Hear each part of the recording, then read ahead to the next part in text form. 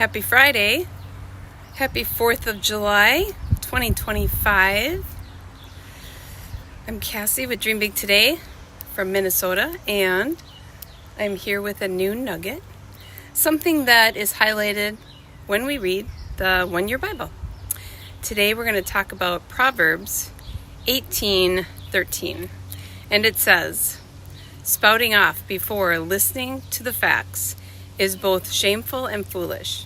And my question, and what I know that I deal with, became very evident to me last year, is do I turn off my brain when I hear certain thoughts or words?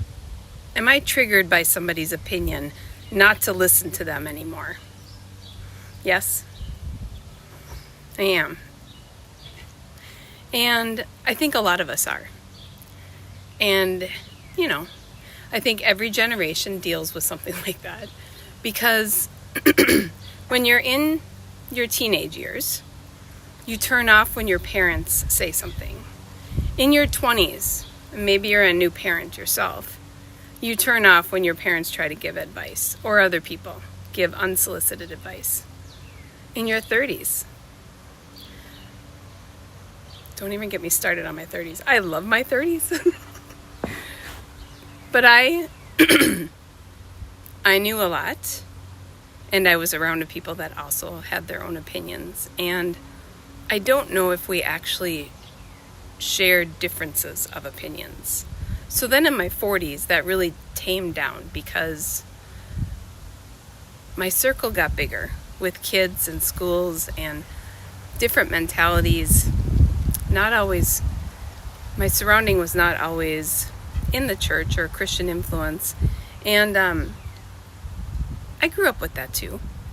So when I was first learning about Christ, I had an opinion about how things should be and how everyone should do it. And I think a lot of us feel like that, whether it's politically, medically, health-wise,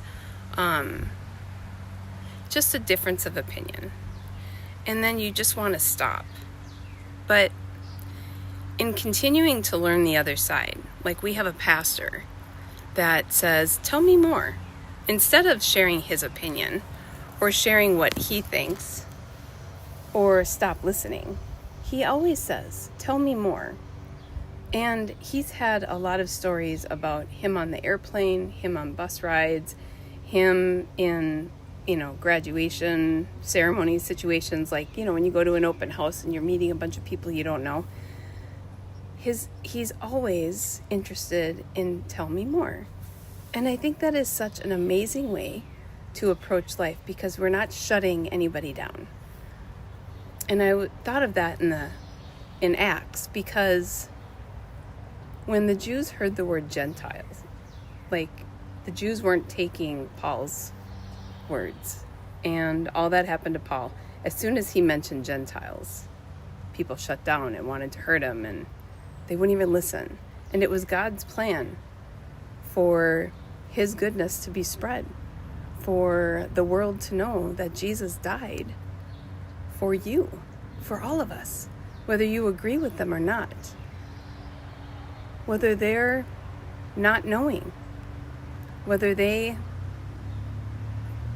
are protesting something you're totally against.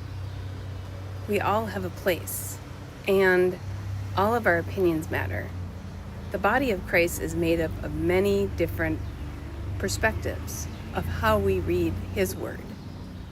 And if we just read through the Bible, we're misreading it. If we are praying through the words of the Bible, then a relationship is being built with God and with others, because giving them a chance to speak helps them know you care. Because people don't care what you know until they know that you care. And sometimes that means listening to another person's opinion and toning down the situation and not coming at it with the same assertiveness or opinion as somebody else. Not just shutting ties down. I think this is a a perfect verse for social media too. If you're one that likes to be on social media and you're seeing so many things you don't want to see, there is a way to change the algorithm, and there's 3 dots in your post and you can hide things. Now I've found that I can hide all kinds of stuff. I don't see any political stuff anymore. I see a lot of inspiring, encouraging talks. I see a lot of young moms. I see a lot of new grandparents. I see a lot of fun things I want to shop for.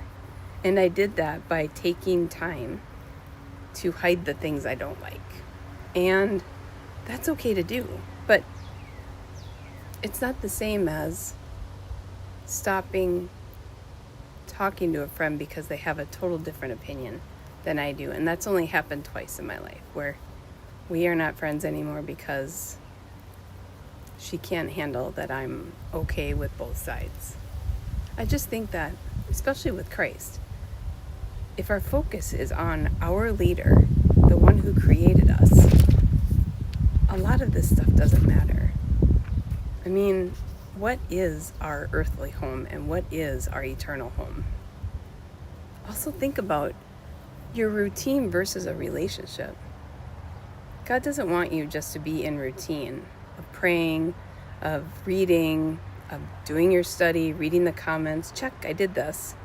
He wants you in relationship with him.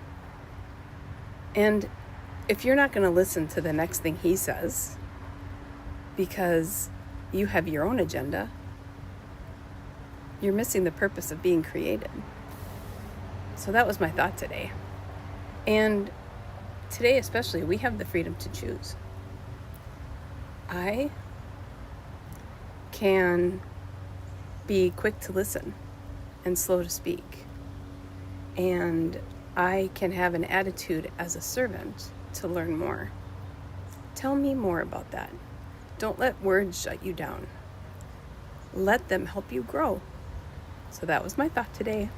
Praying that you have a wonderful 4th. Know that you are loved. You are never alone. And